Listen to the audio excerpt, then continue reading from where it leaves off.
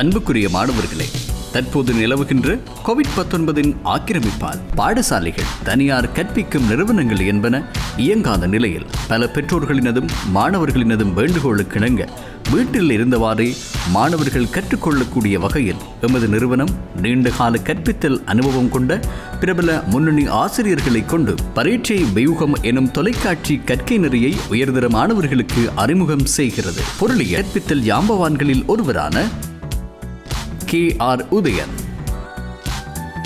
இன்று காலை 10 மணிக்கு வழிகாட்டல் வகுப்புகள் நிகழ்த்தப்படுகிறது. இக்கற்கை நெறியானது 2020 உயர்தர மாணவர்களுக்கானதாக காணப்படினும் ஆரம்ப பகுதிகளில் 2021, 2022 மாணவர்களும் பயன்பெறக்கூடிய வகையில் பாடநெறி ஒழுங்கு செய்யப்பட்டுள்ளது. வணக்கம் மாணவர்களே, கல்வி பொது தராதர உயர்தர பரீட்சையின் பொருளியல் பாடத்தின் முக்கியமான அலகுகளை எடுத்து ஆராய்ந்து கொண்டிருக்கின்றோம். கடந்த கலந்துரையாடலில் தேர்ச்சி 1இல் ஒவ்வொரு வினாவையும் எவ்வாறு அணுக வேண்டும் என்றும் அதுக்கு பொருத்தமான சில பயிற்சி வினாக்களையும் எடுத்து ஆராய்ந்தோம். இன்று நாம் தேர்ச்சி 2இல், அதாவது கேள்வி கோட்பாடு, நிரம்பல் கோட்பாடு, நெகிழ்ச்சி கோட்பாடு, சந்தை சமநிலையின் அறிமுகம் என்ற அந்த தலைப்புக்குள் ஒரு வினாக்கள் வந்தால் எவ்வாறு விடையளிக்க வேண்டும் என்றும் அவற்றுக்கு பொருத்தமான சில பயிற்சி வினாக்களை செய்வதன் மூலம் இது பயனுள்ளதாக அமையும் என எதிர்பார்க்கிறேன். தேர்ச்சி 2 அல்லது அலகு 2இல் என்னென்ன தலையங்கங்கள் உள்ளடங்கும் என்றால், கேள்வி கோட்பாடு, நிரம்பல் கோட்பாடு, நெகிழ்ச்சி கோட்பாடு, சந்தை சமநிலையும் அறிமுகமும் என்ற விடயங்கள் உள்ளடங்குகின்றன. முன்னரே நான் முதலாவது அலகில் சொன்னது போல் இவற்றை நாங்கள் விலை கோட்பாடு என்று கூறுவோம். இந்த விலை கோட்பாடு என்ற இந்த அலகுக்குள் மாணவர்கள் விடையளிக்கின்ற போது மிக பிரதானமாக 3 விடயங்களை கவனத்தில் கொள்ளவே வேணும். 1, ஒழுங்கான வரைவிலக்கணம் கூறப்பட வேண்டும். அது எல்லா அலகுக்கும் பொதுவானது. 2வது, விலை கோட்பாடு என்று சொன்னால் அங்கு மிக பிரதான விடயம் தொடர்புகள். நேர்க்கணிய தொடர்பு, எதிர்க்கணிய தொடர்பு, பூச்சிய தொடர்பு என்ற தொடர்புகள் கட்டாயமாக சொல்லப்பட வேண்டும். அந்த தொடர்புகள் எதற்கும் காணப்படுகிறது என்ற தொடர்புகள் கட்டாயம் சொல்லப்பட வேண்டும். 3வதாக, பொருத்தமான வரைபடம்.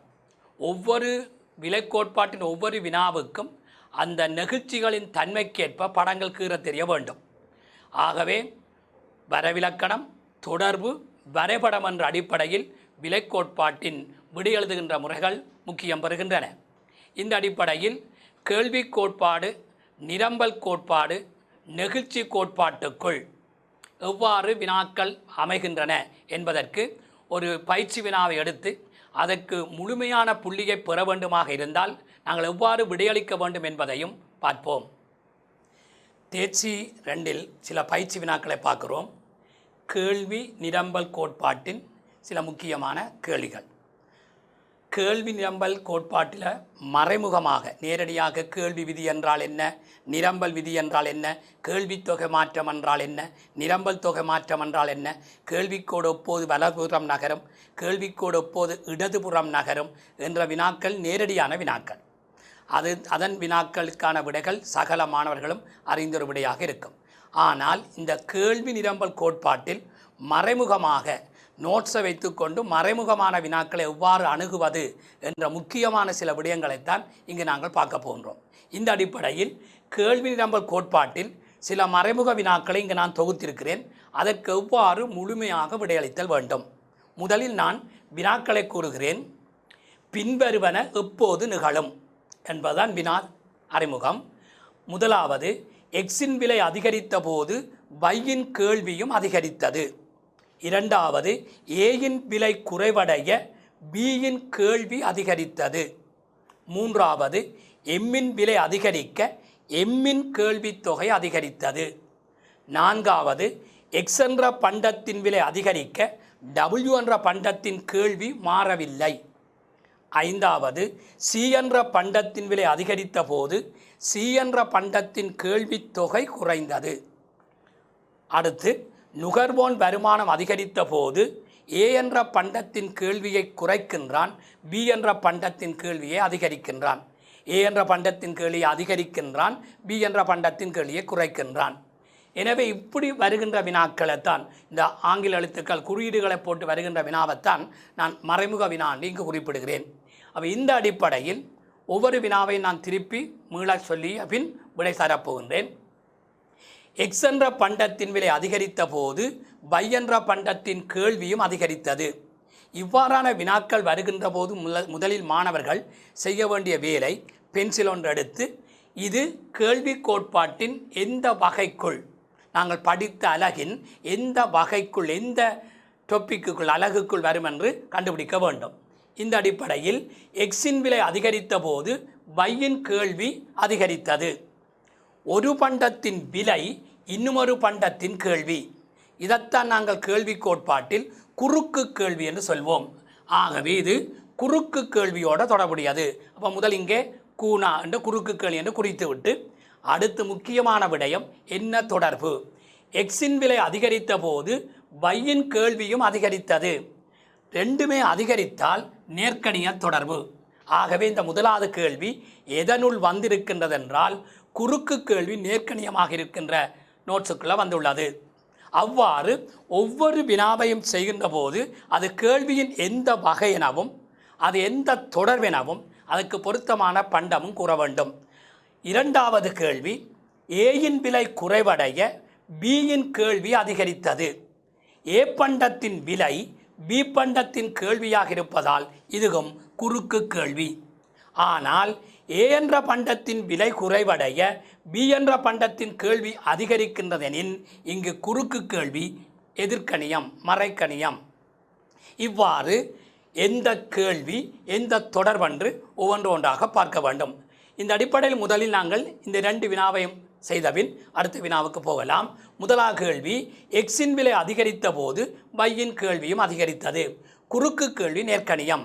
ஆகவே இதுக்கு விடை எழுதுகின்ற முறை எப்பொழுதுமே எந்த வினாவுக்கும் விடை எழுதுகின்ற போது வினாவிலிருந்து ஆரம்பியுங்கள், விடை எழுதுவது இலகு. எனவே இதுக்கான விடை, எக்ஸின் விலை அதிகரித்த போது வையின் கேள்வியும் அதிகரிக்கின்றதெனின், இவ்வளவு வினா. எக்ஸின் விலை அதிகரித்த போது வையின் கேள்வியும் அதிகரிக்கின்றதெனின் எக்ஸினது விலைக்கும் வையினது கேள்விக்கும் இடையே குறுக்கு கேள்வி நேர்க்கணியம். கட்டாயம் சொல்ல வேண்டும், குறுக்கு கேள்வி நேர்க்கணியம். ஆகையால் இவை இரண்டும் பிரதியீட்டு பண்டமாகும். இவ்வாறு தான் முழுமையான விடை எழுத வேண்டுமே தவிர விட்டுட்டு அவ்வாறு இல்லாமல் எக்ஸின் விலை அதிகரிக்க வையின் கேள்வி அதிகரிக்குதுன்னு சொன்னால் இது பிரதியீட்டு பண்டமாகும் என்று எடுத்தவுடன் சொல்லக்கூடாது. எந்த கேள்வி குறுக்கு கேள்வி நேர்க்கணியமாக இருப்பதால் எக்ஸும் வையும் பிரதியீட்டு பண்டம் என்று சொன்ன பின், பதிலீட்டு பண்டம் என்று சொன்ன பின் ஒரு உதாரணம் சொல்ல வேண்டும். வழமையாக எல்லாருமே சொல்லுகின்ற பொதுவான வரலக்கணம்தான் தேயிலை, கோப்பி. அது பொதுவாகவே எல்லா விடயங்களிலும் நாங்கள் பின்பற்றுகின்ற ஒரு உதாரணமாக இருக்கும். நீங்கள் எந்த ஒரு உதாரணத்தையும் எழுதலாம். எனவே இப்பொழுது நான் விடை சொன்னபோது எவ்வாறு சொல்லியிருக்கிறேன் என்றால், முதலாவது எக்ஸினது விலைக்கும் வையினது கேள்விக்கும் இடையே குறுக்கு கேள்வி நேர்க்கணியம் என்று சொல்லியிருக்கிறேன். குறுக்கு கேள்வி நேர்க்கணியமாக இருந்தால் பிரதியீட்டு பண்டம் என்று சொல்லியிருக்கிறேன். பிரதியீட்டு பண்டத்துக்கு ஒரு உதாரணம் சொல்லியிருக்கிறேன். 3 பாயிண்ட்ஸ் இங்கே காணப்படுகிறது. ஆகவே தான் இது ஒவ்வொன்றும் 3 புள்ளிக்கு வருகின்ற வினாக்களாக இருக்கும். 2 புள்ளிக்கு வந்தாலும் இதுதான் விடை. எனவே முதலாவதுக்கான விடை பார்த்து விட்டோம். இரண்டாவது கேள்வி அதே போல்தான் குறுக்கு கேள்வி எதிர்க்கணியமாக வருகிறது. ஏ என்ற பண்டத்தின் விலை குறைவடைய பி என்ற பண்டத்தின் கேள்வி அதிகரிக்கிறது. எனவே விடையை சொன்னால் வினாவிலிருந்து ஆரம்பியுங்கள். ஏ என்ற பண்டத்தின் விலை குறைவடைய பி என்ற பண்டத்தின் கேள்வி அதிகரிக்கின்றதெனின் இங்கு ஏயினது விலைக்கும் பியினது கேள்விக்கும் இடையே குறுக்கு கேள்வி எதிர்க்கணியமாக உள்ளது. குறுக்கு கேள்வி எதிர்க்கணியமாக இருந்தால் நிரப்பு பண்டமாகும். உதாரணம் தேயிலை, சீனி. இவ்வாறு தொடர்பு, வரவிலக்கணம், பண்டம், உதாரணம் என்ற அடிப்படையில் விடையை சொல்லிக்கிறோம். மூன்றாவது கேள்வியை பார்க்கின்றோம்.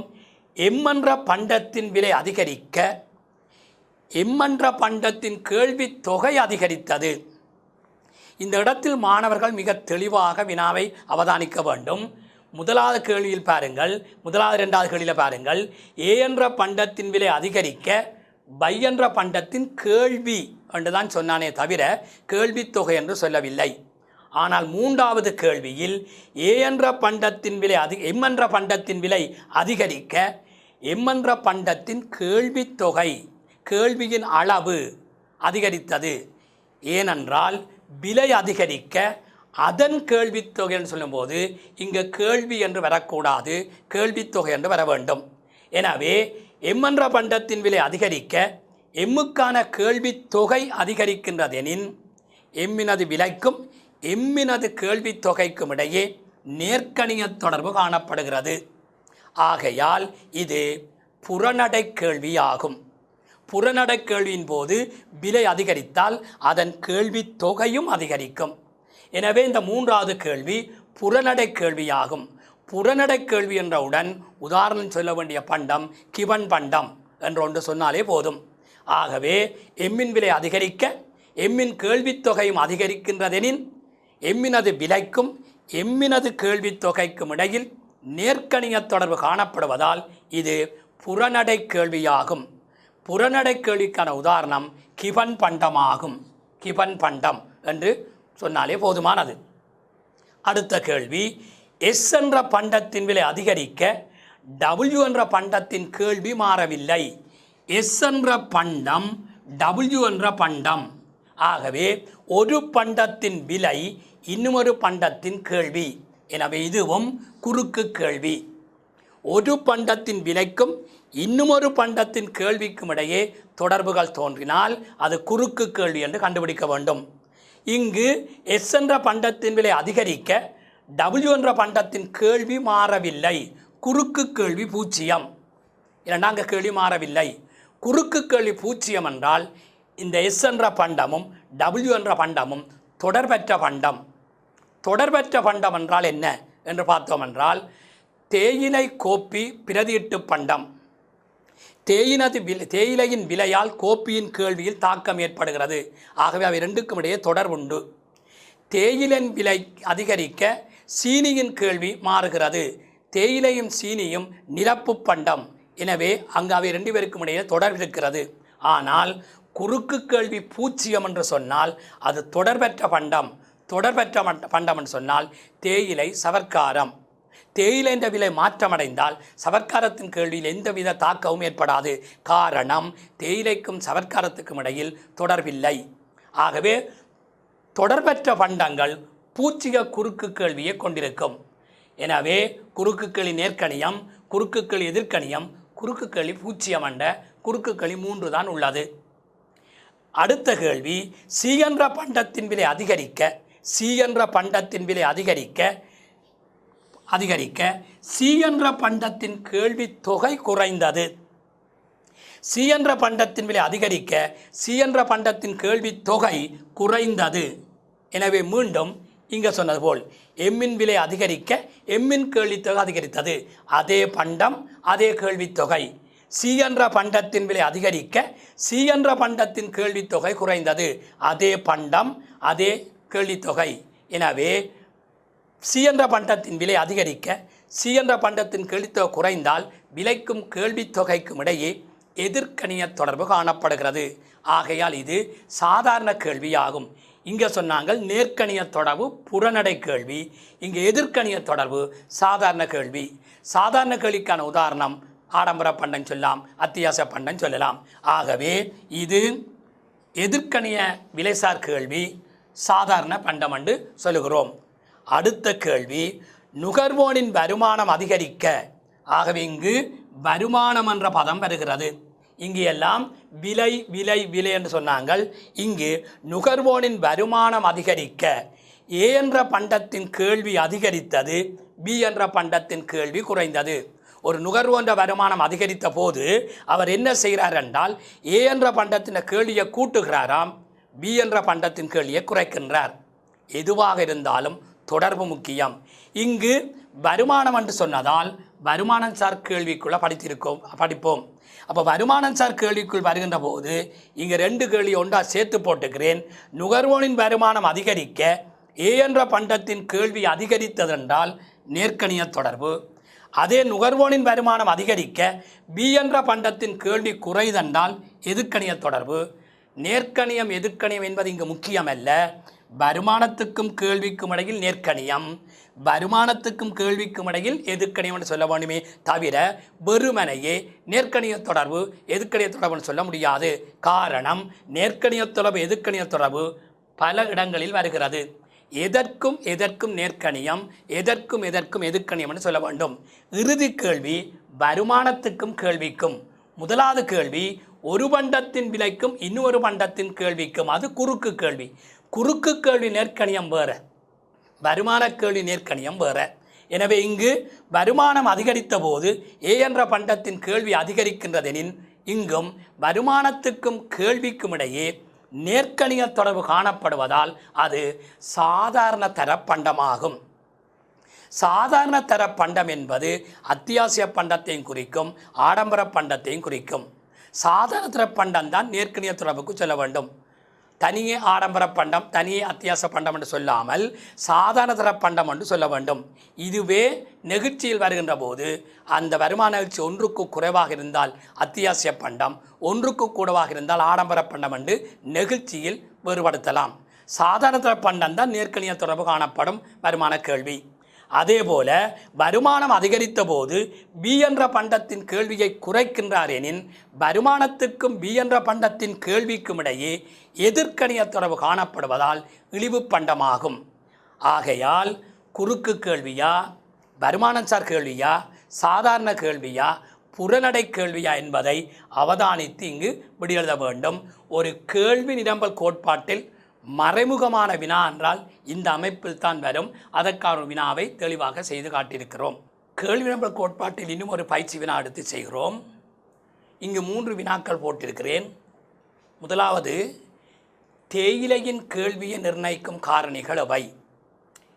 இரண்டாவது, கோதுமை மாவின் கேள்விக்கோடு இப்போது இடதுபுறம் நகரும். மூன்றாவது ஒரு அட்டவணை கேள்வி போட்டுக்கிறேன். முதல் இந்த 2ஐயும் செய்துவிட்டு 3வது அட்டவணை கேள்விக்கு வருவோம். தேயிலையின் கேள்வியை நிர்ணயிக்கிற காரணிகள் எவை என்று இங்கு ஒரு பண்டத்தை குறிப்பிட்டு தந்திருக்கிறார்கள். எனவே பண்டத்தை குறிப்பிட்டு தருகின்ற போது வெறுமனையே கேள்வியை நிர்ணயிக்கிற காரணியை சொல்லக்கூடாது.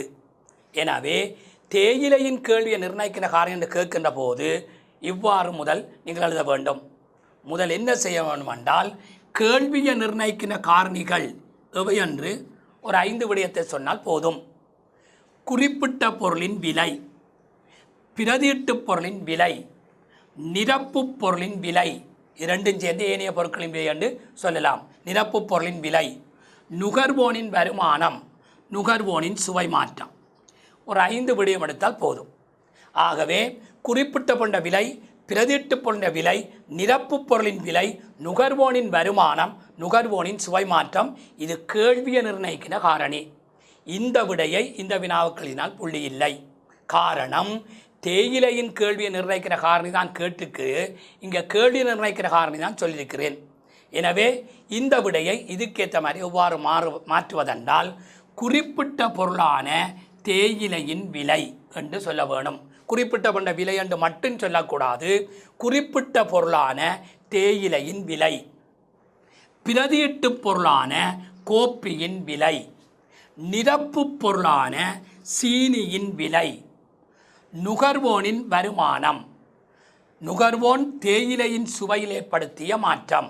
எனவே இலகுவாக விடையெழுதுகிற முறை என்னவென்றால், கேள்வியை நிர்ணயிக்கின்ற காரணியை எழுதிய பின் என்ன பண்டத்தை தருகிறார்களோ அதான் முதலாவது குறிப்பிட்ட பண்ட விலையான தேயிலை. பிரதியீட்டு பொருளான கோப்பி, தேயிலைக்கு கோப்பி பிரதியீட்டு பொருள் தெரியும். நிரப்பு பொருளான சீனியின் விலை, நுகர்வோனின் வருமானம், தேயிலையின் சுவையில் ஏற்பட்ட மாற்றம் அல்லது நுகர்வோன் தேயிலையின் சுவையில் மாற்றத்தை ஏற்படுத்தல் என்று விடயத்தை சொல்லலாம். ஆகவே கேள்வியை நிர்ணயிக்கின்ற காரணி வேறு, தேயிலையின் கேள்வியை நிர்ணயிக்கின்ற காரணி வேறு. அவ்வாறு அறிந்து விட எழுத வேண்டும். அதே போலத்தான் 2வது கேள்வி, கோதுமை மாவின் கேள்விக்கோடு எப்போது இடதுபுறம் நகரும்? கோதுமை மாவின் கேள்விக்கோடு எப்போது இடதுபுறம் நகரும் என்றால், இங்கு மீண்டும் கோதுமை மா என்றொரு பண்டம் தரப்பட்டுள்ளது.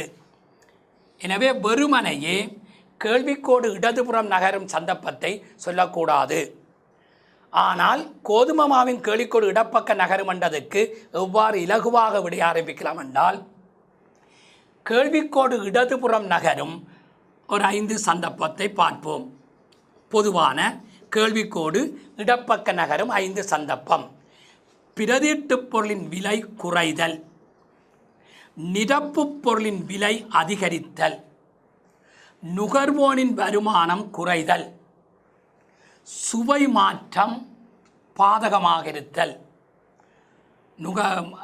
அரசாங்கத்தின் அறிவுறுத்தல்கள் என்று 4 விடயத்தை எடுக்கலாம்.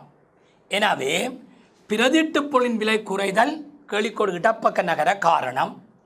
இங்கு கோதுமை மாவை தந்துள்ளதால் பிரதியீட்டுப் பொருளான அரிசியின் விலை குறைதல். கோதுமை மாவுக்கு பிரதியீட்டுப் பொருள் அரிசி. நிரப்பு பொருளான தேங்காயின் விலை அதிகரித்தல். தேங்காய்க்கு நிரப்பு பொருள், கோதுமை மாவுக்கு நிரப்பு பொருள் தேங்காய். நுகர்வோனின் வருமானம் குறைதல். இங்கு நுகர்வோனின் வருமானம் குறைதல் என்று மட்டும்தான் வருமே தவிர வேறு சொற்பதங்கள் சேர்க்க முடியாது. கோதுமை மாவின் சுவையில் பாதகமான விளைவு ஏற்படுதல். கோதுமை மாவின் சுவையில் பாதகமான விளைவு ஏற்படுதல் என்றது 4வது. 5வது, மக்கள் கோதுமை மாவிலிருந்து விலகி ஏனைய நுகர்வு பண்டங்களுக்கு மாறுதல். இவ்வாறு ஒரு கேள்விக்கோடு இடப்பக்க நகர்வது வேறு, ஒரு பண்டத்தை தந்து அந்த கோடு இடப்பக்க நகரம் என்பது வேறு. எனவே மீண்டும் திருப்பி கோதுமை மாவின் கேள்விக்கோடு எப்போது இடப்பக்க நகரும் என்றால் பிரதியீட்டுப் பொருளான அரிசியின் விலை குறைதல், நிரப்பு பொருளான தேங்காயின் விலை அதிகரித்தல், நுகர்வோனின் வருமானம் குறைதல், கோதுமை மாவின் சுவையில் பாதகமான விளைவு ஏற்படுதல், கோதுமை மாவிலிருந்து மற்றவர்கள் ஏனைய நுகர்வு பண்டங்களுக்கு மாறுதல் என்ற 5 காரணிகள் எழுதினால் போதும் ஒரு கோதுமை மாவின் கேள்விக்கோடு எப்போது இடதுபுறம் நகரும் என்ற வினாவுக்கு. அதே போல 3வது வினா இங்கு வடிவாக அவதானித்தோம் என்றால் ஒரு அட்டவணை வடிவத்தில் இந்த 3வது வினாவை தந்திருக்கிறேன். அட்டவணையில் என்ன குறிப்பிடப்பட்டுள்ளது என்றால் விலை ரூபாய் 2040, ஆண்டு 2010 ஏப்ரல், 2020 ஆண்டு ஏப்ரல். பண்டத்தின் கேள்வியின் அலகு தொகை 4000 அலகு, 2000 அலகு. விலை 20 ரூபாவிலிருந்து 40 ரூபாவாக அதிகரிக்கிறது. கேள்வித்தொகை 4000 அலகிலிருந்து 2000 அலகாக குறைகிறது. தரப்பட்ட அட்டவணை இது. இந்த அட்டவணையிலிருந்து என்ன கேள்வி கேட்பார்கள் என்றால் இந்த அட்டவணையிலிருந்து ஒரு கேள்விக்கோட்டை வரைவீரா, அல்லது இந்த அட்டவணை கேள்வி விதியை புலப்படுத்துகிறதா, அல்லது கேள்வி கோட்பாட்டின் தன்மைக்கேற்ப இந்த அட்டவணை அமைந்துள்ளதா என்ற 3 கேள்வி கேட்டாலும் விடை ஒன்றுதான். இந்த அட்டவணையை பார்த்தோம் என்றால் இந்த அட்டவணையிலிருந்து ஒரு கேள்விக்கோட்டை வரைவீரா என்றால் வரைய முடியாது. விலை அதிகரிக்க கேள்வித்தொகை குறைகிறது, எதிர்க்கணிய தொடர்பு காணப்படுகிறது என்பதெல்லாம் சரி. ஆனால் இங்கு ஆண்டு பார்த்தோம் என்றால் 2010 ஆண்டு ஏப்ரல், 2020 ஆண்டு ஏப்ரல் காலப்பகுதி 10 ஆண்டு காலமாக காணப்படுகிறது. ஒரு கேள்வி கோட்டை வரைவதாயின், ஒரு கேள்வி கோட்பாட்டுக்கு வரைவிலக்கணம் கூறுவதாயின் குறிப்பிட்ட காலப்பகுதியாக இருக்க வேண்டும் என்பது பிரதான எடுகோளில் ஒன்று. இங்கு எடுகோள் மாறப்பட்டுள்ளது. குறிப்பிட்ட ஒரு காலப்பகுதி என்றால் அது ஒருவருக்குட்பட்ட குறுங்காலமாக இருக்க வேண்டும் என்பது விலை கோட்பாட்டின் எடுகோள். இங்கு காலப்பகுதி மாறியதால் இந்த விலை அதிகரிப்பால் தான் இந்த கேள்வித்தொகை குறைந்தது என்று கூறிவிட முடியாது. இந்த விலை அதிகரிப்பால் கேள்வித்தொகை குறைந்திருக்கலாம் அல்லது குறையாமல் விட்டிருக்கலாம். காரணம், காலப்பகுதி மாற்றமடைந்ததால் ஏனைய காரணிகள் இந்த காலப்பகுதிக்குள் மாறியிருக்கலாம். பிரதிட்டு பண்ண விலை மாறியிருக்கலாம், நிரப்பு பொருளின் விலை மாற்றமடைந்திருக்கலாம், நுகர்வோன்ற சுவை மாற்றமடைந்திருக்கலாம், நுகர்வோனின் வருமானம் மாற்றமடைந்திருக்கலாம். இவ்வாறு ஏனைய காரணிகளும் மாற்றமடைந்திருக்கலாம் என்பதால் விலைக்கும் கேள்வித்தொகைக்கும் இடையில் உள்ள இந்த தொடர்பை வரைபடமாகவோ கேள்வி விதியாகவோ கூற முடியாது. இவைதான் கேள்வி நிரம்பல் கோட்பாட்டில் வருகின்ற சில மறைமுகமான வினாக்கள். அடுத்து நாங்கள் பார்க்க போகிறது நெகிழ்ச்சி சம்பந்தமான வினாக்களை எவ்வாறு அணுகுவதென்று பார்க்க போகிறோம். நெகிழ்ச்சி கோட்பாடு இருவகைப்படும். கேள்வி நெகிழ்ச்சி கோட்பாடு, நிரம்பல் நெகிழ்ச்சி கோட்பாடு. கேள்வி நெகிழ்ச்சியை 3 வகைப்படுத்தலாம். கேள்வி நெகிழ்ச்சி 5 வகைப்படும் என்று எடுத்தவுடன் சொல்லக்கூடாது. கேள்வி நெகிழ்ச்சி 3 வகைப்படும். விலை சார் கேள்வி நெகிழ்ச்சி, வருமானம் சார் கேள்வி நெகிழ்ச்சி, கேள்வியின் குறுக்கு நெகிழ்ச்சி. ஏன் கேள்வி நெகிழ்ச்சி 3 வகைப்படும் என்று சொன்னால், கேள்வி கோட்பாட்டிலே கேள்வி என்ற அந்த எண்ணக்கருவை விலையோட தொடர்படுத்தி படித்திருக்கிறோம், வருமானத்துடன் தொடர்படுத்தி படித்திருக்கிறோம், ஒரு பண்டத்தின் விலையை இன்னொரு பண்டத்தின் கேள்வியுடன் தொடர்படுத்தி படித்திருக்கிறோம். விலைக்கும் கேள்வித்தொகைக்கும் இடையில் தொடர்பு படித்தது இங்கு விலைசார் கேள்வி நிகழ்ச்சியாக வரும். வருமானத்துக்கும் கேள்விக்கும் இடையில் தொடர்பை படித்தது வருமானசார் கேள்வி நிகழ்ச்சியாக வருகிறது. குறுக்கு கேள்வி என்று படித்தது இங்கு குறுக்கு நிகழ்ச்சியாக வருகிறது. இந்த விலைசார் கேள்வி நிகழ்ச்சியை 3 வகைப்படுத்தலாம். விலைசார் கேள்வி நிகழ்ச்சியில் 3 வகையான எண்ணக்கரு. தொடர்பின் அடிப்படையில் நேர்க்கணிய நிகழ்ச்சி, எதிர்க்கணிய நிகழ்ச்சி.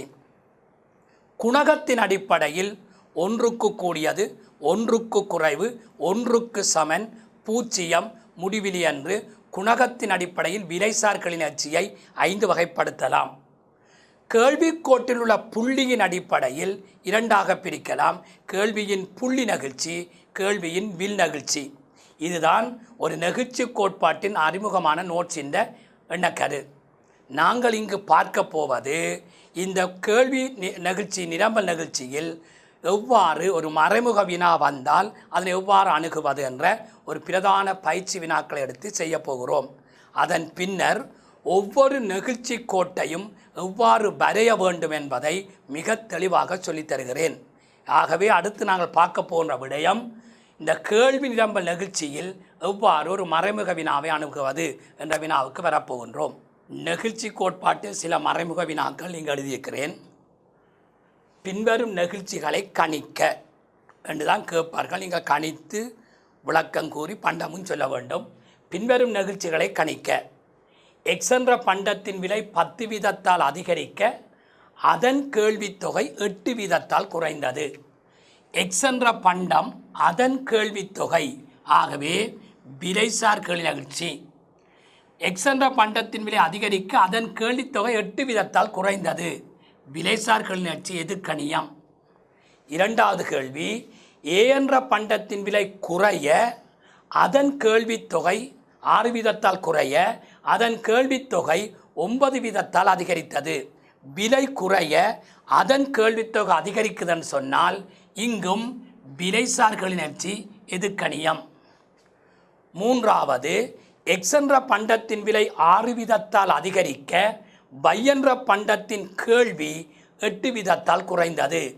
எக்ஸ் என்ற பண்டம் y என்ற பண்டம், எக்ஸ் என்ற பண்டத்தின் விலை y என்ற பண்டத்தின் கேள்வி, குறுக்கு கேள்வி. ஆகவே இங்கே வீதம் தந்ததால் குறுக்கு நெகிழ்ச்சி எதிர்க்கணியம். எக்ஸ் என்ற பண்டத்தின் விலை அதிகரிக்க y என்ற பண்டத்தின் கேள்வி குறையுது. அடுத்து, நுகர்வோன் ஒருவனின் வருமானம் 10 வீதத்தால் அதிகரிக்க ஒரு பண்டத்துக்கான கேள்வியை 12 வீதத்தால் அதிகரிக்கிறான். வருமானசார் கேள்வி நேர்க்கணியம். நுகர்வோன் ஒருவனின் வருமானம் அதிகரிக்க பண்டத்தின் கேள்வி, ஆகவே இது வருமானசார் கேள்வி நிகழ்ச்சி. ஒரு பண்டத்தின் விலை 10 வீதத்தால் அதிகரிக்க அப்பண்டத்தின் நிரம்பல் தொகை 12 வீதத்தால் அதிகரித்தது. நிரம்பல் நெகிழ்ச்சி. ஆகவே முதல் என்ன செய்ய வேண்டும் என்றால், இது என்னென்ன வகை நெகிழ்ச்சிக்குள் வரும் என்று கண்டறிய வேண்டும். விலை அதிகரிக்க அதன் கேள்வித்தொகை குறைந்தது, விலைசார் கேள்வி நிகழ்ச்சி. கேள்வி கோட்பாட்டின் வினாவுக்கும் நெகிழ்ச்சி கோட்பாட்டின் வினாவுக்கும் என்ன வேறுபாடென்றால், வீதங்கள் தரப்பட்டால், வினாவுக்குள்ளே வீதங்கள் தரப்பட்டால் நெகிழ்ச்சி கேள்வி, வீதம் தராமல் வெறுமனையே வந்தால் அது கேள்வி கோட்பாடு. உதாரணத்துக்கு 2வது கேள்வி எடுத்து சொன்னால் விளங்கும். ஏ என்ற பண்டத்தின் விலை அதிகரிக்க அதன் கேள்வித்தொகை குறைந்ததென்றால் அது கேள்வி கோட்பாடு. ஆனால் ஏ என்ற பண்டத்தின் விலை 6 வீதத்தால் குறைய அதன் கேள்வித்தொகை 9 வீதத்தால் அதிகரித்தன்னு சொன்னால் வீதங்கள் தரப்படுகின்ற போது அது நெகிழ்ச்சி கேள்வியாக இருக்கும். வீதங்கள் தந்தால் அது நெகிழ்ச்சி, வீதங்கள் தராமல் வெறுமனையாக தந்தால் அது சாதாரண கேள்விநம்பல் கோட்பாடு. இதுதான் சாதாரண கேள்விநம்பல் கோட்பாட்டு கேள்விக்கும் நெகிழ்ச்சி கோட்பாட்டு என்ற வினாவையும் கண்டுபிடிக்கிற இலகுவான முறை. அப்போ இந்த அடிப்படையில் முதலாவது பார்க்கிறோம், எக்ஸ் என்ற பண்டத்தின் விலை 10 வீதத்தால் அதிகரிக்க அதன் கேள்வித்தொகை 8 வீதத்தால் குறைந்தது. விலைசார் கேள்வி நிகழ்ச்சி எதிர்க்கணியம். ஆகவே PED price elasticity of demand PED சமன் டெல்டா QD வீதத்தின் கீழ் டெல்டா P வீதம். வீதங்கள் தருகின்ற போது சமன்பாடு இது. ஒரு பண்டத்தின் விலை 10 வீதத்தால் அதிகரித்த போது அதன் கேள்வித்தொகை 8 வீதத்தால் குறைந்தது. எதிர்க்கணிய தொடர்பு -8 வீதம், இல்லாவிட்டால் புள்ளி இல்லை. 10 வீதத்தின் மேல் 8 வீதம் என்று போட்டு சைவத சமட்டென்றால் புள்ளி கிடையாது. -8 வீதம். ஆகவே சைவத சமட்டு. இதுதான் இதற்கான கணித்த விடை. இதை மட்டுமே கணித்து போட்டு வராமல் விடை சொல்ல வேண்டும். இங்கு எதிர்க்கணிய விலைசார் நிகழ்ச்சி ஒன்றை விட குறைவாக இருப்பதால் ஒன்றுக்கு குறைந்த விலைசார்கள் நிகழ்ச்சியாகும். அத்தியாவசிய பண்டங்களுக்கு காணப்படும் என்றொரு பண்டத்தையும் சொல்ல வேண்டும். தொடர்பு சொல்ல வேண்டும். தொடர்புக்கு ஏற்ற மாதிரி கணிக்க வேண்டும். தொடர்புகளை பார்க்காமல் வெறுமனையே இலக்கத்தை போட்டு விட சொன்னால் புள்ளி இல்லை. அப்போ இங்கே எதிர்க்கணியம். ஆகவே -8 ஒன்றுக்கு குறைந்த விலைசார்கள் நிகழ்ச்சி அத்தியாவசிய பண்டம் என்று சொல்ல வேணும். அதே போல் இரண்டாவது கேள்வியை பார்த்தோமென்றால் ஒரு சின்ன வித்தியாசம் உண்டு. நிறைய மாணவர்கள் அதை அவதானிப்பதில்லை. ஒரு சின்ன வித்தியாசம். A என்ற பண்டத்தின் விலை குறைய B என்ற குறைய அதன் கேள்வித்தொகை 9 வீதத்தால் அதிகரித்தது. அப்போ இதுவும் விலைசார் கேள்வி நிகழ்ச்சி என்பதால் PED சமன் டெல்டா QD வீதத்தின் கீழ் டெல்டா P வீதம் தான் சமன்பாடு. ஆனால் நிறைய மாணவர்கள் விடுற தவறு என்னென்றால் A என்ற பண்டத்தின் விலை 6 வீதத்தால் குறைய என்றுடனே -6 வீதத்தை இங்கே போட்டு அதன் கேள்வி தொகை 9 வீதத்தால் அதிகரித்தது என்று இங்கு 9 வீதம் போடுவார்கள். இப்பொழுது விடை 1.5 இருக்கட்டும். விடை -1.5 தான் இருக்கும். ஆனால் அது தவறான முறை. விடை சரி என்பதற்காக இந்த விடையும் சரி என்று எடுக்க முடியாது. எப்பொழுதுமே கேள்வித்தொகை மாற்றம்தான் மைனஸாக வருமே தவிர விலை மாற்றத்துக்கு மைனஸ் அடையாளம் போடக்கூடாது. இதற்கு என்ன காரணம் என்றால் கேள்விக்கோடு மேலிருந்து கீழ் நோக்கி சரிவதால் சரிவுதான் எப்பொழுது எதிர்க்கணியமாக இருக்கும் என்பதால் கேள்வித்தொகை மாற்றம்தான் மைனஸாக வரும். எனவே இதற்கு சரியான விடை -6 மேல் 9 வீதம் அல்ல. சரியான விடை 6 வீதத்தால் குறைந்தது என்று சொன்னாலும் அங்கு 6 வீதம். கேள்வித்தொகை அதிகரித்தது என்றால் இங்கே எதிர்க்கணிய தொடர்பு. எனவே விலமாற்றம் ப்ளஸ்ஸாகவும் எப்பையும் கேள்வித்தொகை மாற்றம்தான் மைனஸாக போட வேண்டும். இப்பொழுதும் விடை 1.5 தான். முதல் கூறிய போதும் 1.5 தான். விடை சரி என்பதற்காக விளக்கத்தை மாற்ற முடியாது. எப்பொழுதுமே கேள்வித்தொகை மாற்றத்துக்கு தான் மைனஸ் போட வேணும். விலை மாற்றத்து போடக்கூடாது. காரணம் சரிவண்டு அது நிகழ்ச்சி கோட்பாட்டில் படிக்கின்ற போது ஏன் என்பதை ஒரு வரைபடங்கீறி வழங்கப்படுத்த முடியும். ஆகவே இது. எனவே இங்கே இது ஒன்றுக்கு கூடிய விலைசார்கள் நிகழ்ச்சி ஆடம்பர பண்டம். ஒன்றுக்கு கூடிய விலைசார் நிகழ்ச்சி ஆடம்பர பண்டம் என்று 2வது வினா. 3வது வினா குறுக்கு நிகழ்ச்சியாக அமைகிறது. எக்ஸ் என்ற பண்டத்தின் விலை 6 வீதத்தால் அதிகரித்த போது Y என்ற பண்டத்தின் கேள்வி 8 வீதத்தால் குறைந்தது. ஆகவே இது குறுக்கு நிகழ்ச்சியாக இருப்பதால் சமன்பாட்டை குறுக்கு நிகழ்ச்சிக்கு ஏற்றது போல் மாற்ற வேண்டும். விலைசார் நிகழ்ச்சியின் சமன்பாட்டை சொல்லக்கூடாது. ஆகவே PED என்னென்ன பண்டம் தந்துக்கிறார்கள்? XY PED XY சமன் டெல்டா QD Y வீதத்தின் கீழ் டெல்டா P X வீதம். இவ்வாறு சமன்பாட்டை எழுதி செய்வதற்கு மட்டும்தான் புள்ளி வழங்கப்படும். விலைசார்கள் நிகழ்ச்சியின் சமன்பாட்டை எழுதுவது போல் எழுதினாலோ சமன்பாடு எழுதாமல் இலக்கத்தை மட்டும் போட்டாலோ புள்ளி கிடையாது. இது குறுக்கு நிகழ்ச்சி என்பதற்கு ஆன குறியீடாக இதை மாற்ற வேண்டும். ஆகவே இவ்வாறு தான் இந்த வினாவுக்கான குறியீட்டு வடிவம் வருவதால் இனி தொடர்பை பார்த்தோமென்றால் எக்ஸ் என்ற பண்டத்தின் விலை 6 வீதத்தால் அதிகரித்த போது Y என்ற பண்டத்தின் கேள்வி 8 வீதத்தால் குறைந்தது மைனஸ்.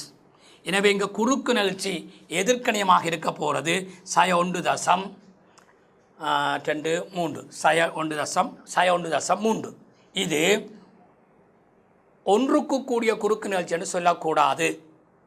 நிறைய மாணவர்கள் இதை ஒன்று கூடியன்னு சொல்லிவிடுவார்கள். நினைவைத்துக் கொள்ளுங்கள், விலைசார்கள் நிகழ்ச்சியில் எதிர்க்கணியத்தில் பாகுபாடு இருக்கும், நேர்க்கணியத்தில் இருக்காது. மற்றைய நிகழ்ச்சிகளில் நேர்க்கணியத்தில் பாகுபாடு இருக்கும், எதிர்க்கணியத்தில் இருக்காது. இதை ஒன்றுக்கு கூடிய குறுக்கு நிகழ்ச்சி என்று சொல்லக்கூடாது. எதிர்க்கணிய குறுக்கு நிகழ்ச்சி என்று வந்துவிட்டால் அதனை எதிர்க்கணியம் என்று மட்டும் சொல்லுங்கோ, குணகம் சொல்ல வேண்டாம். இது எதிர்க்கணிய குறுக்கு நிகழ்ச்சியாகும், நிரப்பு பண்டமாகும். ஒரு உதாரணம் சொல்லலாம். வழியே இது ஒன்று கூடிய குறுக்கு நிகழ்ச்சின்னு சொல்லக்கூடாது. இதுவே நேர்க்கணியமாக இருந்தால் வந்திருந்தால், ரெண்டுமே நேர்க்கணிய பெருமானமாக இருந்தால் இப்பொழுது ஒன்று கூடிய குறுக்கு நிகழ்ச்சி என்று சொல்ல வேண்டும். எனவே குறுக்கு நிகழ்ச்சி இல்லை எதிர்க்கணியம் வந்தால் அதனை எதிர்க்கணிய குறுக்கு நிகழ்ச்சி என்று சொல்லணுமே தவிர குணகத்தின் அடிப்படையில் சொல்லக்கூடாது. எனவே இதுக்கான விடை அது. அடுத்த கேள்வியை பாருங்கள். நுகர்வோனின் வருமானம் 10 வீதத்தால் அதிகரிக்க ஒரு பண்டத்தின் கேள்வி 12 வீதத்தால் அதிகரித்தது. ஆகவே இது வருமானசார் கேள்வி நிகழ்ச்சி என்பதால் சமன்பாட்டை மாற்ற வேண்டும். எனவே வருமானசார் கேள்வி நிகழ்ச்சி YED சமன் டெல்டா QD வீதத்தின் கீழ் டெல்டா Y வீதம். நுகர்வோன் ஒருவனின் வருமானம் 10 வீதத்தால் அதிகரித்த போது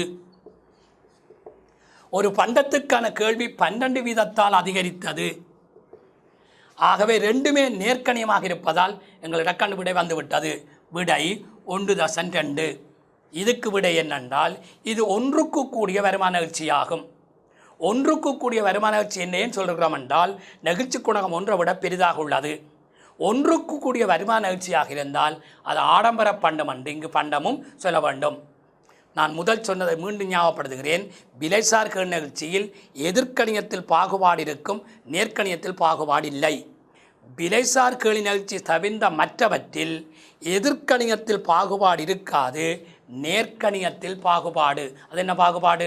ஒன்றுக்கு கூடியது, ஒன்றுக்கு குறைவு, ஒன்றுக்கு சமன் என்ற பாகுபாடு இருக்கும்.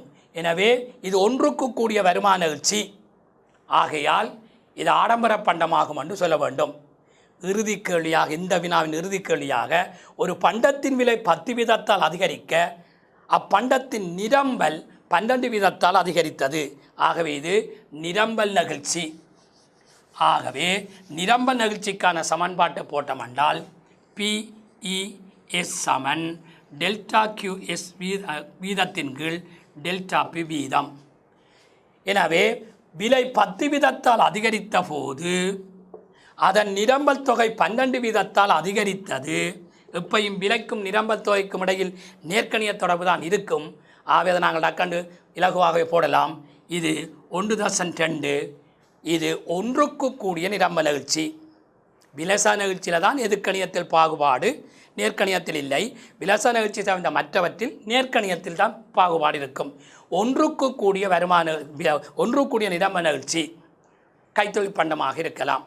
ஆகவே ஒரு வீதத்தை தந்து அது என்ன வீதம் என்று கணிப்பது மட்டுமல்ல, என்ன தொடர்பு என்ற முக்கியம், அதுக்கு பொருத்தமான சமன்பாடுகளையும் எழுத வேண்டும் என்பதுதான் இந்த நெகிழ்ச்சி கோட்பாட்டில் வருகின்ற மறைமுக வினாவின் ஒரு பகுதியான இந்த வினாவுக்கு விடுகின்ற முறை. அடுத்து என்ன வினா என்பதை தொடர்ந்து பார்ப்போம். ஒன்றுக்கு கூடிய விலைசார் கேள்வி நிகழ்ச்சி, ஒன்றுக்கு குறைந்த விலைசார் கேள்வி நிகழ்ச்சி, ஒன்றுக்கு சமனான விலைசார் கேள்வி நிகழ்ச்சி, பூச்சிய விலைசார் கேள்வி நிகழ்ச்சி, முடிவிலி விலைசார் கேள்வி நிகழ்ச்சி என்ற 5 வகையான விலைசார் கேள்வி நிகழ்ச்சியின் வரைபடங்கள் எவ்வாறு வரையப்பட வேண்டும் என்பதை இப்பொழுது நான் உங்களுக்கு வரைந்து காட்டுகிறேன்.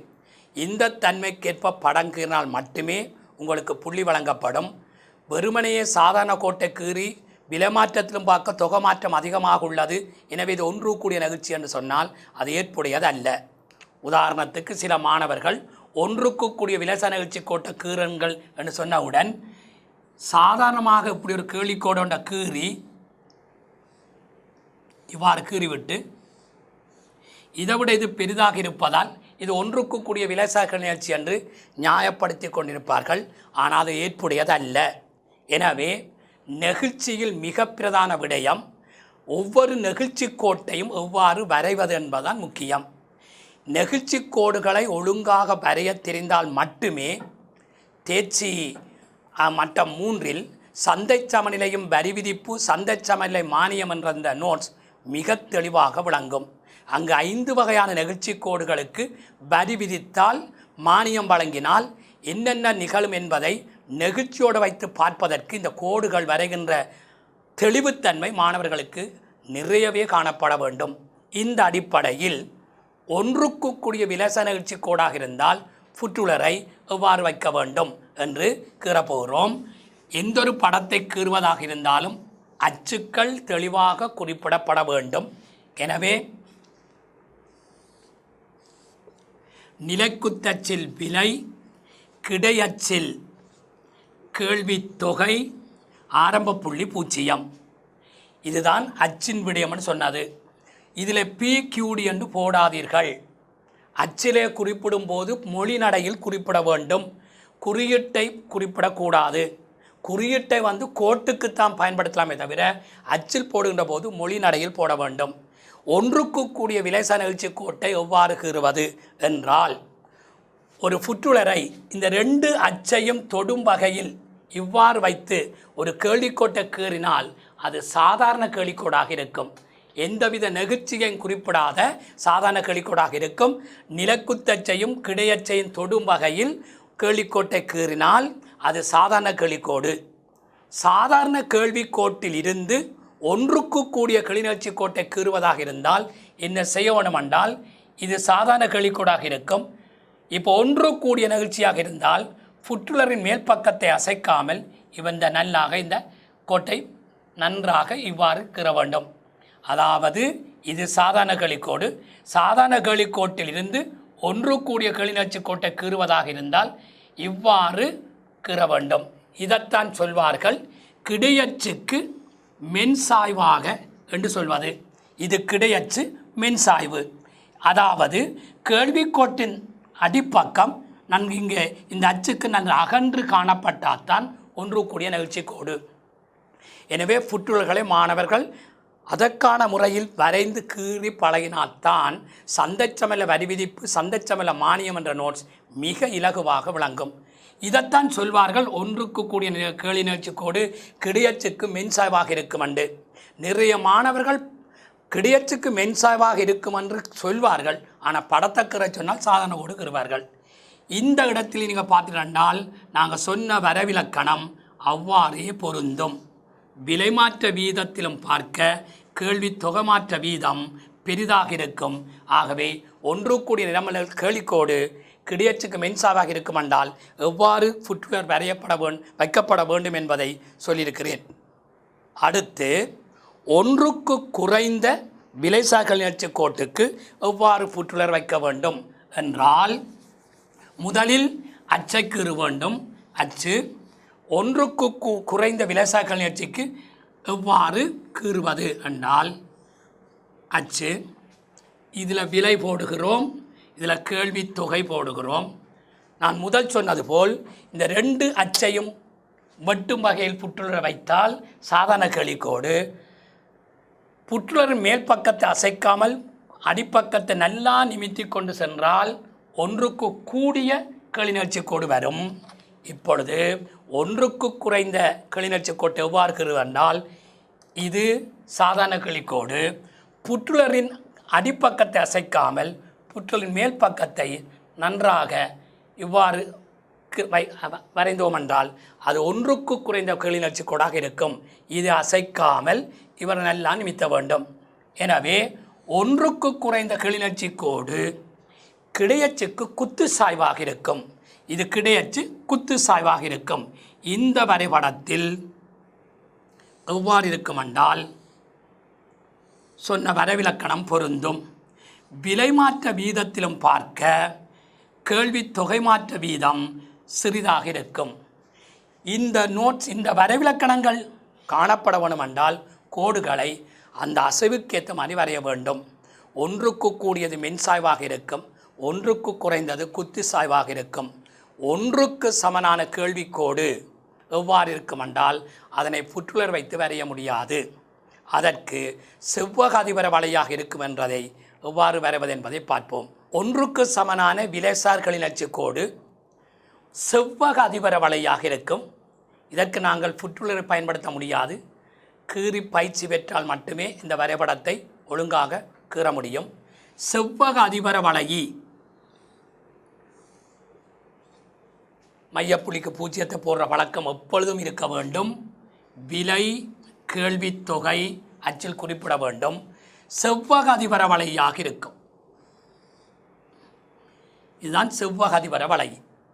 இந்த வரைபடத்தை செவ்வக அதிபர வழியாக கீறவனுமே தவிர இவ்வாறு நிமிந்திரு கால நீட்டென்ற யோகாசன படம் கீறக்கூடாது. இது தவறு. இதைத்தான் நிறைய பேர் செவ்வக அதிபர வளை என்று கீறி போட்டு வருவார்கள். இது செவ்வக அதிபர வளை அல்ல. செவ்வக அதிபர வளை என்பது விளங்குதா, அதன் பரப்பளவு எல்லா இடத்திலும் சமனாக இருக்க வேண்டும். டானா மாதிரி கீறக்கூடாது செவ்வக அதிபர வளை. இப்போ நாங்கள் பார்த்தோம் என்றால் இதுக்கேன் செவ்வக அதிபர வளை என்றேன் பெயர் வந்தது என்று பார்த்தால், இது ஒரு செவ்வக வடிவம், இதுவும் ஒரு செவ்வகம். இந்த செவ்வகத்தின் பரப்பளவும் இந்த செவ்வகத்தின் பரப்பளவும் சமனாக இருப்பதால் தான் அது அதிபர வளை. செவ்வகமாக இருப்பதால் செவ்வக அதிபர வளை. ஆகவே இதில் P1, இதில் Q1, இதில் A என்று எடுத்தோம்னால் இந்த செவ்வகத்தின் பரப்பளவை குறியீட்டில் சொன்னால் O P1 A Q1, O P1 A Q1, இது ஒரு பரப்பளவு செவ்வகம். P2 இதை எடுத்தோம்னால் இதை Q2 எடுப்போம்னால் இதுக்கு B என்று பெயரிட்டோம்னால் இது இந்த பரப்பளவு குறியீட்டில் சொன்னால் O P2 B Q2, O P2 B Q2. இந்த செவ்வகத்தின் பரப்பளவும் இந்த செவ்வகத்தின் பரப்பளவும் சமனாக இருப்பதால் அதை சொல்வார்கள் செவ்வக அதிபர வளை. செவ்வகத்தின் பரப்பளவு நீளம் தர அகலம்.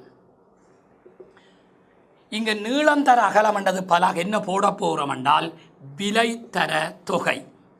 கேள்வித்தொகையை சுருக்கமாக தொகை என்றேன்.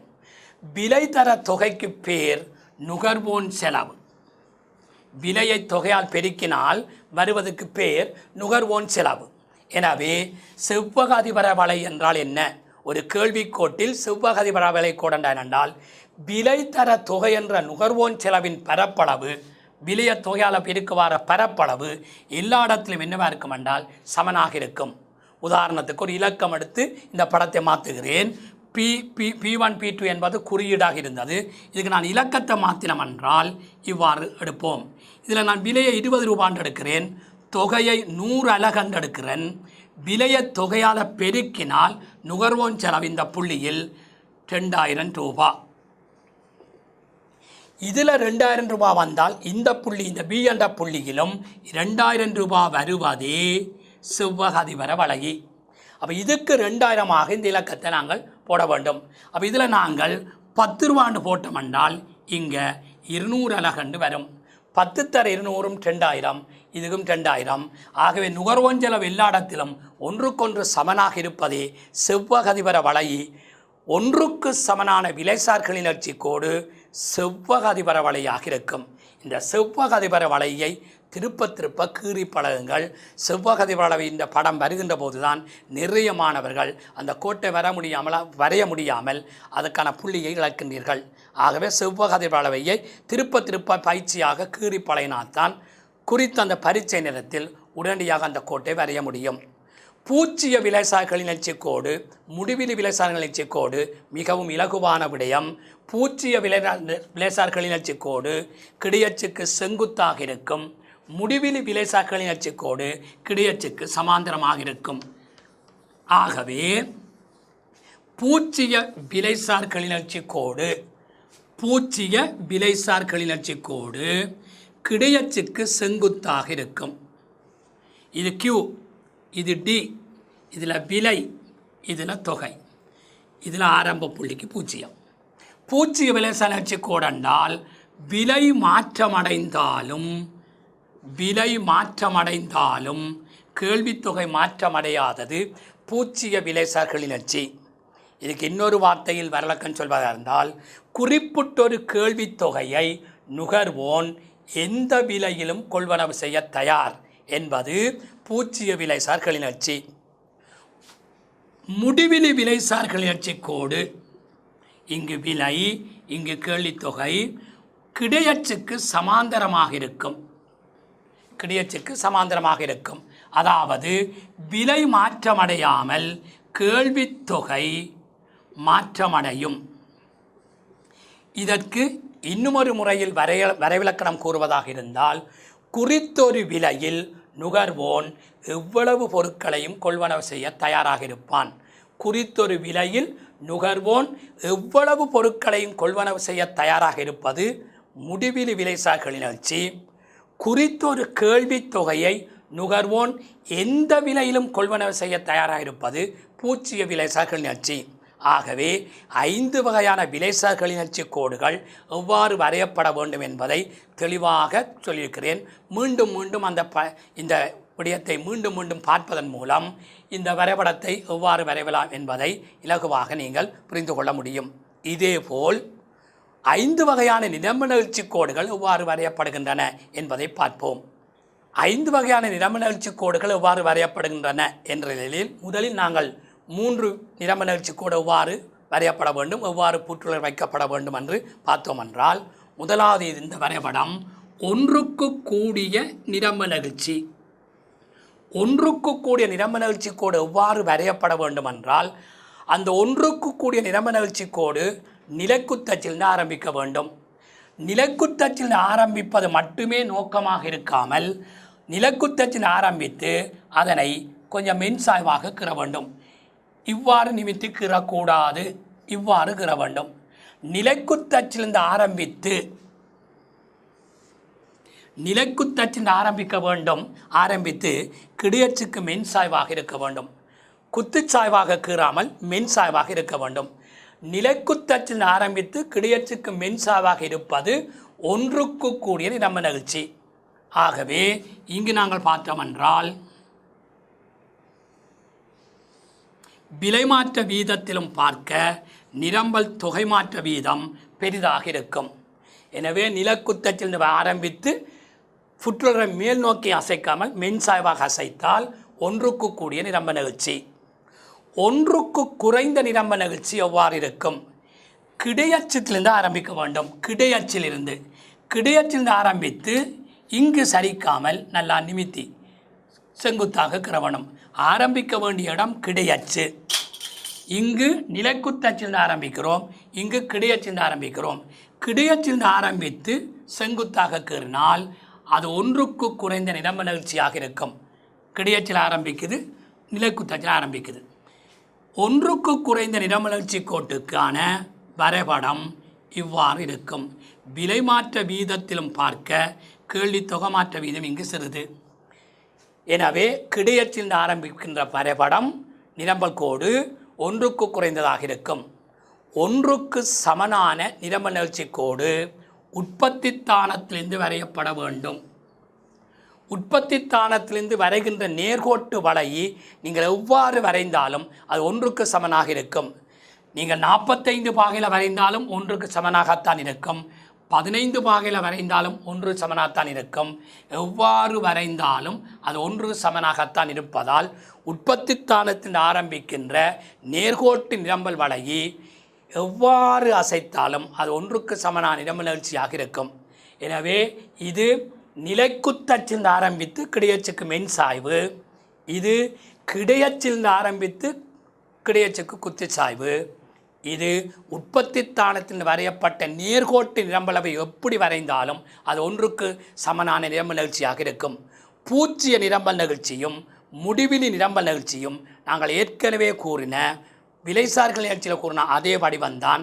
அங்கே டி என்று போட்டோம், இதை எஸ் என்று மாற்றிவிட்டால் பூச்சிய நிரம்ப நிகழ்ச்சியும் முடிவில் நிரம்ப நிகழ்ச்சியின் வரவும் ஒரே மாதிரி இருக்கும். பூச்சிய நிரம்ப நிகழ்ச்சி கோடு கிடையச்சுக்கு குத்துச்சாய்வாக இருக்கும். முடிவில் நிரம்ப நிகழ்ச்சி கோடு கிடையச்சுக்கு சமாந்தரமாக இருக்கும். 5 வகையான நிகழ்ச்சி கோடுகள் கேள்வி நிகழ்ச்சிக்கு எவ்வாறு அமையும், நிரம்ப நிகழ்ச்சிக்கு எவ்வாறு அமையும் என்பதை மிக தெளிவாக கீறி பழகினாத்தான் சந்தை சமநிலையும் வரி விதிப்பு மானியம் என்ற அலகை மிக இலகுவாக மாணவர்கள் புரிந்து கொள்ள முடியும். தேர்ச்சி 2வது அலகில் சந்தை சமநிலையில் கேள்வி நிரம்பல் சமன்பாட்டின் மூலம் எவ்வாறு சமநிலை காண்பது என்பதற்கான ஒரு கணக்கொன்றை பார்க்க போகிறோம். கேள்வி நிரம்பல் சமன்பாட்டை தயாரிப்பதற்கு கேள்வி நிரம்பல் அட்டவணை தரப்படுகிறது. விலை 10 ரூபா, 15 ரூபா. கேள்வித்தொகை 4000 அலகு, 2000 அலகு. நிரம்பல் தொகை 2000 அலகு, 4000 அலகு. இந்த அட்டவணையிலிருந்து முதலாவது கேள்வியாக கேள்வி சமன்பாட்டை தயாரிக்குக என்றால் QD சமன் ஏ சய பிபி என்பது நேர்கோட்டு கேள்வி சமன்பாடு. ஆகவே இங்கே கியூடி என்பது கேள்வித்தொகை. 4000 அலகும் இருக்குது, 2000 அலகும் இருக்குது. எதென்றாலும் ஒரு அலகை பிரதியிடலாம். 4000ஐ பிரதியிடுகிறோம். ஏ என்பது கேள்விக்கோடு கிடையச்ச வெட்டும் புள்ளியின் பெருமானம் அல்லது விலை 0 இருந்தால் கேள்வித்தொகை. ரெண்டுமே இந்த அட்டவணையில் தரப்படாததால் எங்களுக்கு ஏ தெரியாது. பி என்பது கேள்விக்கோட்டின் சரிவு. இந்த கேள்விக்கோட்டின் சரிவு என்பது டெல்டா கியூடியின் கீழ் டெல்டா பி. கேள்வித்தொகை மாற்றத்தை விலை மாற்றத்தால் பிரிக்க வேண்டும். ஆகவே கேள்வித்தொகை மாற்றம் 2000, விலை மாற்றம் 5. ஆகவே 400 கேள்விக்கோட்டின சரிவு. இதில் ஒரு கேள்வி ஒன்று மாணவர்கள் கேட்பார்கள், சய 2000 ஆண்டு. அது சய 2000 ஆண்டதுக்காகத்தான் இங்கே நாங்கள் சரிவை முதலே சய போட்டு விட்டோம். இங்கே சய போடக்கூடாது, தேவையில்லை. ஆகவே இங்கே 400, அந்த 400 இங்கே இடுகிறோம். 4000 அலகை எடுத்ததால் விலை 10, 2000 அலகை எடுத்திருந்தால் விலை 15. இதுதான் வித்தியாசமே தவிர தொகை எதையும் பிரதியிடலாம். 400 தர 10 ஏ. எனவே நாங்கள் இப்போ ஏயை காணப்போகிறோம். 4000 ஏ சய 4000, இதுக்கு 4000 பிரிக்கிற 4000. ஆகவே ஏயை காணப்போகிறோம். 4000 இவர் இங்கால வந்தால் ப்ளஸ் 4000 சமன் ஏ. ஏ சமன் 8000. நேர்கோட்டு கேள்விச்சமன்பாடு 8000 ஏ. நேர்கோட்டு கேள்விச்சமன்பாட்டை தயாரிக்க போகிறோம். கியூடி சமன் 8000 சய 400 பி. நேர்கோட்டு கேள்விச்சமன்பாடு இது. இந்த நேர்கோட்டு கேள்விச்சமன்பாடு 8000 சய 400 பி. இந்த சமன்பாடு சரியா என்பதை உடனடியாக நீங்களே ப்ரூவ் பண்ண வேண்டும், நிரூபிக்க வேண்டும். இந்த சமன்பாடு சரியா என்று பார்த்தால் எவ்வாறு சரி பார்க்கண்டால், இந்த 10 ரூபாவை இதுக்கு பிரதியிடுகிறோம் 400 பிக்கு. 10 400 பியால் பெருக்கினால் 4000. 8000லேருந்து 4000 போனால் 4000. ஆக இந்த கேள்வி சமன்பாடு சரி. உடனேயே மாணவர்கள் தான் செய்த சமன்பாடு சரியா என்பதை தந்த விலையை பிரதிட்டு அதே தொகை வருதாண்டு ஒரு நொடிக்குள் சரிபார்க்க வேண்டும். இல்லாமல் இதை அவ்வாறு பிழையாக செய்துவிட்டு நிரம்பல் சமன்பாட்டை செய்துவிட்டு சமல சமலத்தொகை பிழைத்தவுடன் அவ்வளவு நேரத்தையும் வீணாக்காமல் செய்த உடனேயே இந்த சமன்பாடு சரியாண்டு உடனடியாக ப்ரூவ் பண்ண வேண்டும். ஆகவே நேர்கோட்டு கேள்வி சமன்பாடு இந்த அட்டவணைக்கான சமன்பாடு கியூடி சமன் 8000 சய 400 பி. நிரம்பல் சமன்பாடு எவ்வாறு தயாரிப்பது என்று பார்ப்போம். இந்த அட்டவணையிலிருந்து நிரம்பல் சமன்பாட்டு நேர்கோட்டு நிரம்பல் சமன்பாட்டை தயாரிக்க போகிறோம். கியூடி சமன் அண்டு அங்கு பார்த்து கேள்வி சமன்பாடு செய்த போல் கியூஎஸ் சமன் ஏ சக பிபி. ஆகவே இங்கே கியூஎஸ் என்பது நிரம்பல் தொகை 2000 அலகு. ஏ என்பது நிரம்பல் கோடு கிடையச்சை விலையச்சை வெட்டும் புள்ளி, இங்கே தெரியாது, ஏ தெரியாது. ப்ளஸ் பி என்பது நிரம்பல் கோட்டின் சரிவு. அந்த நிரம்பல் கோட்டின் சரிவும் இரண்டுக்குள்ள வித்தியாசம் 2000, இரண்டுக்குள்ள வித்தியாசம் 5. 2000ஐ 5ஆல் பிரித்தால் இங்கேயும் சரிவு 400 தான் வருகிறது. ஆகவே நாங்கள் திருப்பி செய்ய வேண்டிய அவசியம் இல்லை. 2000 அலகு எடுத்ததால் விலை 10. ஆகவே 2000 ஏ சக 4000 ஏயத்தான் காணப்போகிறோம். இந்த 2000ஐ இங்கே வைத்துக்கொண்டு இவரை எங்கால கொண்டு வந்தால் சய 4000 சமன் ஏ. ஏ சமன் சய 2000. நிரம்பல் சமன்பாடு கியூஎஸ் சமன் சய 2000 சக 400 பி. நிரம்பல் சமன்பாடு இந்த விடை சய 2000 ப்ளஸ் 400 பி. இந்த சமன்பாடு சரியாண்டு ப்ரூவ் பண்ண போகிறோம். 10 ரூபாயை 400க்கு பிரதியிட்டால் 10 தர 400 4000. 4000லேருந்து 2000 போனால் 2000. 10 ரூபாயில் நிரம்பத் தொகை 2000. ஆகவே இந்த சமன்பாடு சரி. சமன்பாடு செய்தவுடன் கேள்வி சமன்பாட்டையும் நிரம்பல் சமன்பாட்டையும் உடனடியாக மாணவர்கள் இவ்வாறு மனதுக்குள்ள உடனடியாக ப்ரூவ் பண்ண வேண்டும். கேள்வி சமன்பாடு செய்துவிட்டோம், நிரம்பல் சமன்பாடு செய்துவிட்டோம். கேள்வி நிரம்பல் சமன்பாட்டிலிருந்து எவ்வாறு சமநிலையை காண்பது என்று பார்ப்போம். கேள்வி நிரம்பல் சமன்பாட்டை செய்துவிட்டோம், அதிலிருந்து சந்தை சமநிலையை காணுதல். சந்தை சமநிலை கேள்வி தொகையும் நிரம்பல் தொகையும் சமனாக இருப்பது சந்தை சமநிலை. ஆகவே QD சமன் QS என்று எடுக்க வேண்டும். கேள்வி சமன்பாடு 8000 சய 400p 8000 சய 400p. நிரம்பல் சமன்பாடு சய 2000 ப்ளஸ் 400p என்று கேள்வி சமன்பாட்டை நிரம்பல் சமன்பாட்டுக்கு சமனாக எடுத்து சமநிலை விலை தொகையை காணப்போகிறோம். ஆகவே 8000, இந்த 2000 இங்கால வந்தால் சக 2000, இந்த 400p இங்காலேயே இருக்கிறது, இந்த சய 400 அங்கால வந்தால் சக 400p. ஆகவே இது ரெண்டையும் கூட்டினா 10000 சமன் 800p. p சமன் 10000 கீழ் 800, அது சமன்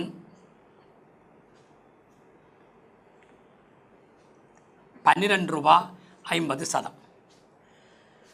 12 ரூபா 50 சதம் சமநிலை விலை. சமநிலை விலை 12 ரூபா 50 சதம். சமநிலை தொகை காணுகின்ற போது நிறைய மாணவர்கள் விடுகிற தவறு, ஒன்றில் கேள்வி சமன்பாட்டில் பிரதியிடுங்கள் அல்லது நிரம்பல் சமன்பாட்டில் பிரதியிடுங்கள் சமநிலை தொகை வரும் என்று ஒரு காலத்தில் எல்லோரும் நாங்களும் சொன்னதுதான்.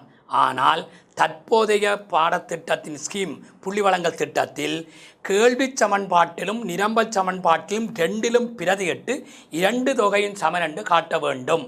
ஏதாயினும் ஒன்று சமன்பாட்டில் நீங்கள் பிரதியிட வேண்டாம். ஆகவே இந்த 12 ரூபா 50 சதம் என்ற விலையை நாங்கள் என்ன செய்ய போகிறோம் என்றால் கேள்வி சமன்பாட்டிலும் நிரம்பல் சமன்பாட்டிலும் பிரதியிட்டு சமநிலை தொகையை காணப்போகிறோம். ஆகவே நான் சொன்னது போல் கேள்வி சமன்பாட்டையும் எழுத வேண்டும், நிரம்பல் சமன்பாட்டையும் எழுதி போட்டு இந்த 12 ரூபா 50 சதத்தை இதுக்கு பிரதியிட்டு சமநிலை தொகையை கண்டு கேள்வி தொகையும் நிரம்பல் தொகையும் சமனென குறிப்பிட வேண்டும். ஆகவே 8000 சய 400 தர 12 ரூபா 50 சதம் சய 2000 சக 400 தர 12 ரூபா 50 சதம். 8000 சய 1448 தரவாசி எவ்வளோ வரும் என்றால் 5000. எல்லாம் பெருக்கிற ஆற்றல்கள் இருக்கணும். 1448 4800, இதன் அரைவாசி 200 5000. ஆகவே விளங்குதா? சய 2000 இங்கேயும் 5000. 5000லேருந்து 8000லேருந்து 5000 போனால் 3000, 5000லேருந்து 2000 போனால் 3000. இவ்வாறு 2 தொகையின் சமனென்று காட்டுவதுதான் தற்போதைய புள்ளி வழங்கும் திட்டம்.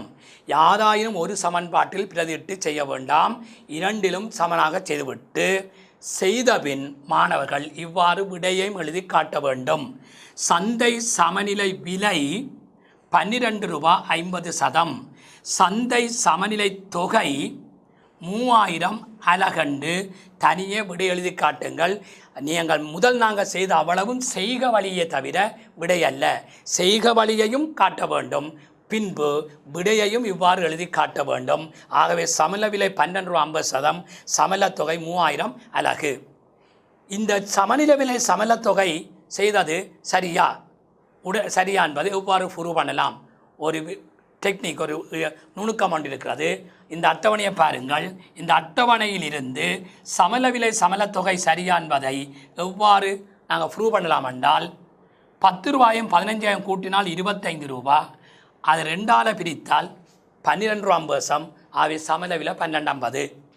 4000 6000 2000 கூட்டினால் 6000, அதை 2ஆல் பிரித்தால் 3000.